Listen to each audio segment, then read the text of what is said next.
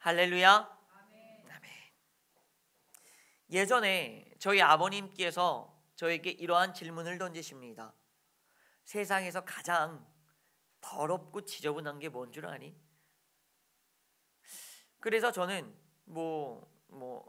배설물이라든지 또 학생이니까 조금 고차원적으로 사람들의 탐욕이라든지 이렇게 말했죠.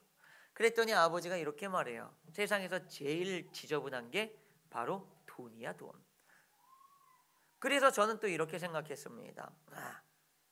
수많은 사람들의 탐욕이 담겨져 있고 돈을 벌기 위해 혈안이 되어 있고 돈 때문에 다들 싸우니 그래서 돈이 제일 지저분한가 라고 생각했더니 아버님은 굉장히 이성적으로 현실적으로 이렇게 말씀하십니다.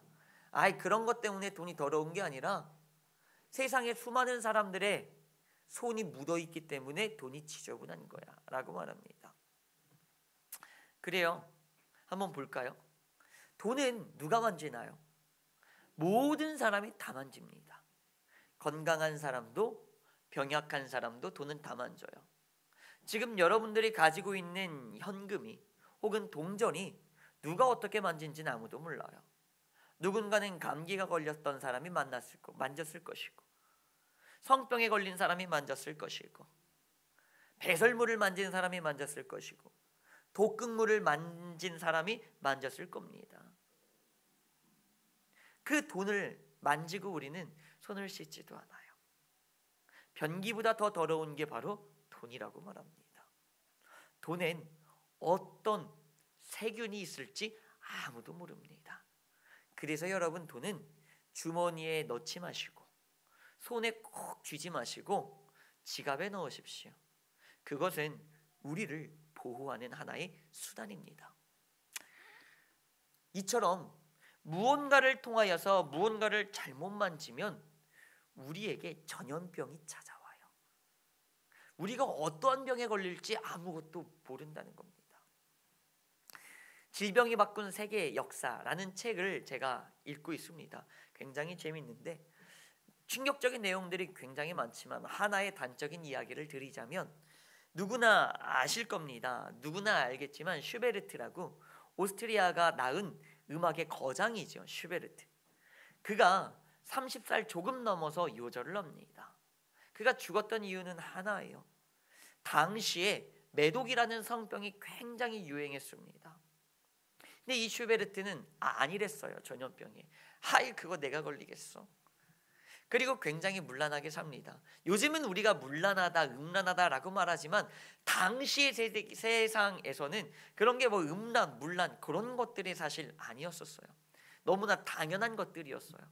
그래서 슈베르트는 그렇게 살아갔죠. 당연하게. 너무나 당연하게 만졌고 너무나 당연하게 접촉을 했죠. 그로 말미암아 그는 매독에 옮게 되고 결국 말년에 그는 후회를 하며 음악의 거장인 30살 조금 넘어서 죽게 됩니다. 참 아쉽죠.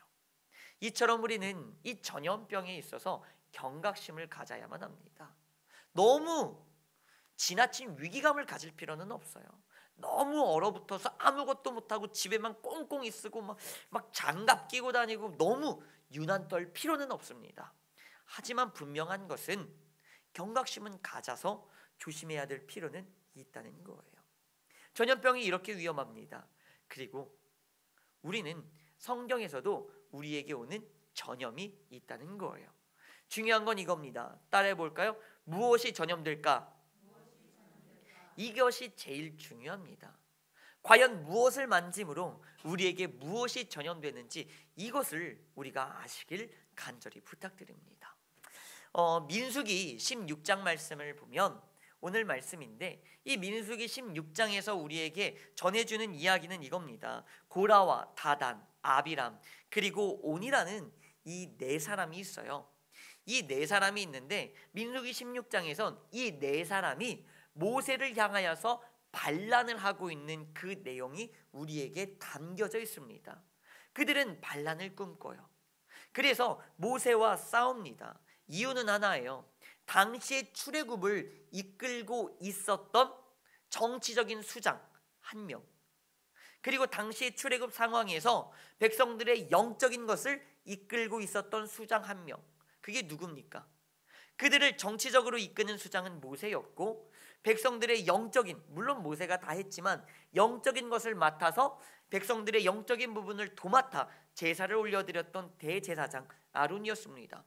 그런데 공교롭게도 모세와 아론은 형제였어요.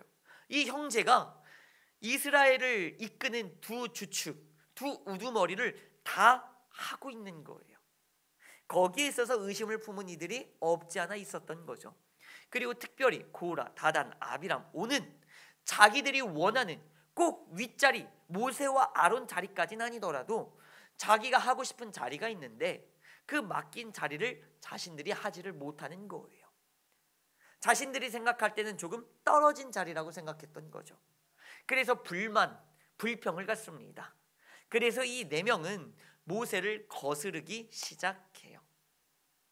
바로 이 원망 불평으로부터 모세와 정면적인 반대, 정면적인 싸움을 하기 시작하는 겁니다. 그런데 그래서 모세가 이제 16장 26절에서 우리에게 어떤 말씀을 합니까? 모세는 그들에게 말합니다. 악인들의 장막에 들어가서 거하지도 말고 그 악인들의 물건을 접촉해서 만지지도 말라고 말합니다. 이 말이 어떤 의미인 줄 아십니까? 그들과 함께 동조하지 말라는 거예요. 여러분, 원망과 불평들이 우리에겐 참 많습니다. 그런데 정말 재미난 사실은 그거예요. 나는 저 사람을 미워하지도 않고 싫어하지도 않고 원망하지도 않고 불평하지도 않아. 그런데 원망 불평이 많은 사람 옆에 가서 만지기만 하더라도 그 원망 불평이 나에게 옮겨오는 거예요. 그것이 나에게 옮겨오더라 이거예요. 나는 아무런 생각이 없었는데, 나는 뭐 목사님을, 나는 뭐 대통령을, 나는 뭐 정부를 욕할 생각이 없어요. 그냥 잘 살고 있었어요. 근데 이 사람 이야기 들어보니까 목사가 아주 나쁜 놈이네. 이 사람 이야기 들어보니까 대통령이, 정부가 아주 나쁜 놈이네. 그러면 그때부터 싫어지기 시작하는 거예요. 참 재밌더라고요. 그래서 아주 작은 한 사람, 원망불평 가진 사람이 작게 원망불평의 한 소리를 하면 다른 사람들도 그래? 그 장로 나쁜 사람이네, 그 장로 나쁜 사람이네, 이래 되는 거예요. 그래서 다른 한 교회도 그래요. 다 이유가 있어요.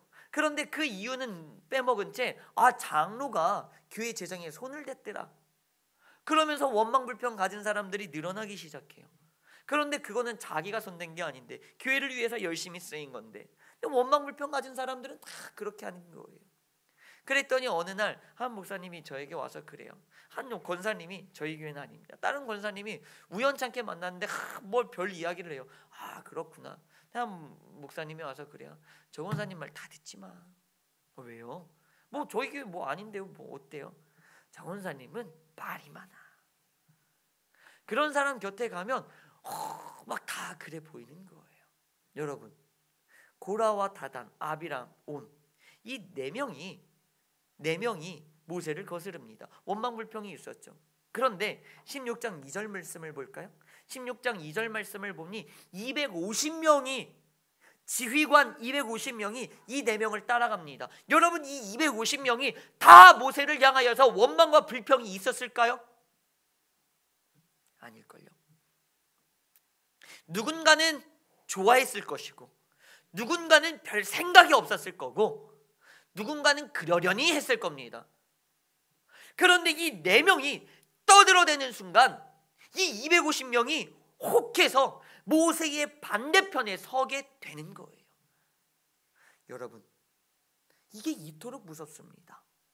부정적인 감정들, 부정적인 말들이 우리에게 옮아오고 나에게 덕지덕지 전염되는 거예요. 피하세요. 그래? 맞장구 치지도 마세요. 그냥 하고 피하세요. 누군가가 그 말 하답니다. 이건 그냥 개그맨이 재미삼아 하는 건데, 둘이가 친구입니다. 그래서 말해요. 야, 얘가 너 없을 때 얘가 네 욕 엄청 하더라. 그랬더니 욕한 사람이 그래요. 그런 소리 하지 마세요. 당신 없을 때 얘랑 당신 욕했어요 라고 해요. 여러분, 목사님을 욕하는 사람이 당신 욕 안 할까요? 정부 욕하는 사람이 당신 욕 안 할까요? 해요. 적당히 벌리세요. 무슨 말인 줄 아십니까? 만지지 마세요. 모세가 왜 16장 26절처럼 만지지 말라, 거하지 말라라고 왜 했을까요? 이 말은 그 물건을 만져서 뭐 진짜 저주를 당한다가 아니라 여호와의 화를 당할까 봐, 바꿔 말하면 그러한 원망과 불평이 전염될까 봐, 니네 그런 거에 전염되지 마 하고 조심하라고 경고하는 거예요. 여러분 조심하십시오. 여러분들의 삶에서 늘 조심하십시오. 부정적인 말을 하는 사람들, 부정적인 행위를 하는 사람들, 부정적인 감정들을 끊임없이 내뱉는 사람들이 있습니다. 만지지 마세요. 거하지 마세요. 조심하세요. 내가 그렇게 될 수 있습니다. 그렇게 된 사람들의 말로는 적어놓진 않았지만 땅이 열려서 그들을 다 잡아먹고 여호와의 불이 그들을 삼킵니다. 여러분 저주받지 마세요. 그러한 저주들이 나에게 옮아 오는 것입니다. 그런데 다른 전염이 있더라는 겁니다. 마가복음 5장 말씀에는 이러한 내용이 나와요. 마가복음 5장에 보면 한 12해를 혈루병 앓은 여인이 나옵니다. 12해 동안 혈루병 앓았던 이 여인은 너무나 힘들었어요. 너무나 힘들었어요. 방금 말씀처럼 26절의 말씀처럼 많은 의사들을 만났고 많이 돈을 탕진을 할 정도였지만 병에 차도는 생기지 않고 오히려 더 악화가 되기 시작합니다. 너무나 힘들었겠죠. 그런데 어느 날 소문을 듣습니다. 예수님이 온대. 예수님이 온대. 그러자 그 여자는 그 예수님에 대한 소문을 붙잡고 그의 겉옷이라도 만지기를 원합니다. 그리고 그의 마음속엔 이러한 믿음이 있었어요. 겉옷이라도 만지면 내가 구원받겠지. 그리고 만졌더니 스스로가 깨닫습니다. 나 병이 나았구나. 병이 나았구나. 여러분들 바로 이겁니다.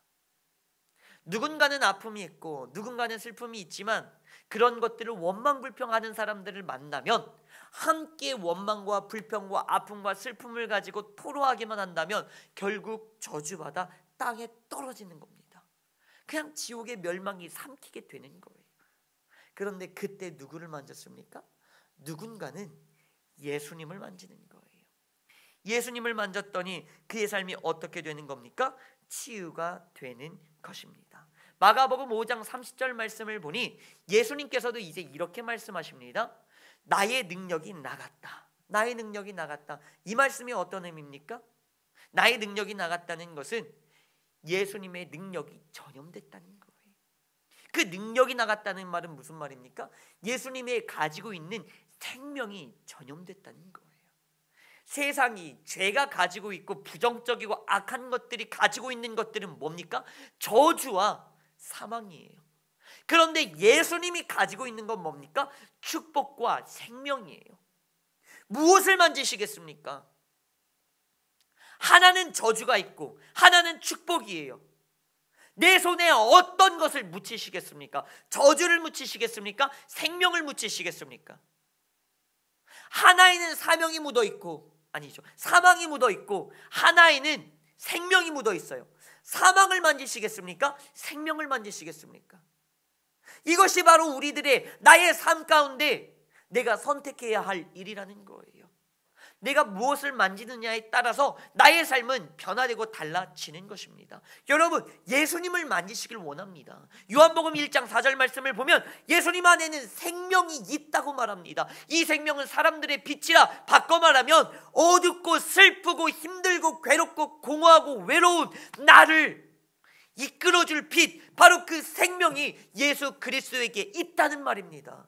바꿔 말하면 요한복음 14장 6절 말씀처럼 오직 예수 그리스도만이 나의 길이요 진리라는 말이에요. 그 안에 생명이 있다는 겁니다. 그러니 내가 만져야 될 분이 도대체 누구냐 이 말입니다. 예수 아닙니까? 예수 아닙니까? 예수 아닙니까? 교회에서, 세상에서 상처받은 이들이 열심히 교회 생활했는데 세상으로 무너진 사람들이 찾아가는 곳은 둘 중에 하나입니다.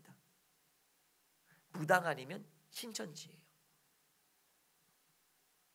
그 속에서 위로받고 그 속에서 함께 욕하고 함께 원망하고 함께 불평하면서 같이 살아가는 거예요.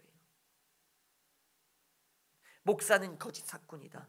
사실은 예수는 아니고 그 뒤에 진짜 축복을 주는 예수가 왔는데 그 보혜사가 바로 이만희다. 그러니 교회 갔기 때문에 네가 저주받은 것이다. 이게 말이나 됩니까? 이게 말이나 됩니까? 말도 안 되는 이야기 아닙니까? 그런 것들이 함께 원망불평하다 보면 그의 말로 그의 결국은 무엇이겠습니까? 지옥이고 멸망 아니겠습니까? 아픔과 슬픔과 괴로움과 외로움이 있을 때 나의 빛이 되어주셔서 그 안에 생명이 있는 예수 그리스도를 더욱더 간절히 붙잡아야 하는 것 아닙니까? 예수님의 옷자락이라도 우리가 잡아봐야 하는 것 아닙니까? 그때 예수의 은혜와 능력이 우리에게 전염되는 것입니다. 여러분, 우리가 이것을 온전히 깨닫고 나아가길 간절히 바랍니다. 여러분, 내가 무엇을 만지느냐에 따라서 달라지는 거예요. 무엇을 만지느냐에 따라서. 그래서 오늘 우리가 읽었던 마태복음 14장 36절 말씀을 보면 수많은 사람들이 예수님의 옷자락이라도 손대기를 간절히 원하는 거예요. 이때 이 당시의 사람들도 예수님의 옷자락을 만지기 위하여 나아갔는데, 예수님을 믿는다는 우리가 예수님을 만지지 않고 세상을 만지고 있다면 이게 말이나 되는 것입니까? 여러분, 이제는 예수님을 만질 때입니다. 첫 번째로, 난 아무렇지도 않아, 나는 그냥 뭐 그래 하고 자만하지 마십시오. 나는 뭐 원망과 불평 안 해, 난 그냥 여기만 있어 라고 자만하지 마십시오. 어느 순간 그것을 만져 내가 오염될지 모릅니다. 그리고 아유 괜찮아, 그런 것들을 만져도 나는 이겨낼 수 있어 라고 교만해지지 마십시오. 분명히 넘어집니다. 그러니 부정적인 말, 부정적인 행동, 부정적인 생각, 부정적인 것들에서 속히 빨리 빠져나오시기 바랍니다. 그것으로부터 멀어지는 것이 회개의 첫걸음입니다. 처음부터 죄가 끊어지는 게 아니에요. 처음부터 욕망과 욕심이 사라지는 게 아니에요. 먼저 그 물건을, 먼저 그러한 것들을 내가 멀리 했을 때 조금씩 나아지는 것입니다. 기억하십시오. 그걸 먼저 멀어지시기 바랍니다. 그리고 이젠 우리가 가까워질 것은 무엇입니까? 예수 그리스도예요. 예수님은 언제나 우리에게 생명과 축복만을 주시길 간절히 원하고 있습니다. 지금도 못 주어서 한탄입니다. 예수님이 왜 울고 계신지 아십니까? 나의 생명, 나의 축복을 받아 누리지 못하고 있어서 한탄스럽고 답답하고 아쉽고 안타까워 하십니다. 그게 예수님이에요. 그러니 받아 누리시길 바랍니다. 예수님을 붙잡길 간절히 소원합니다. 아멘. 이 시간 함께 기도합니다.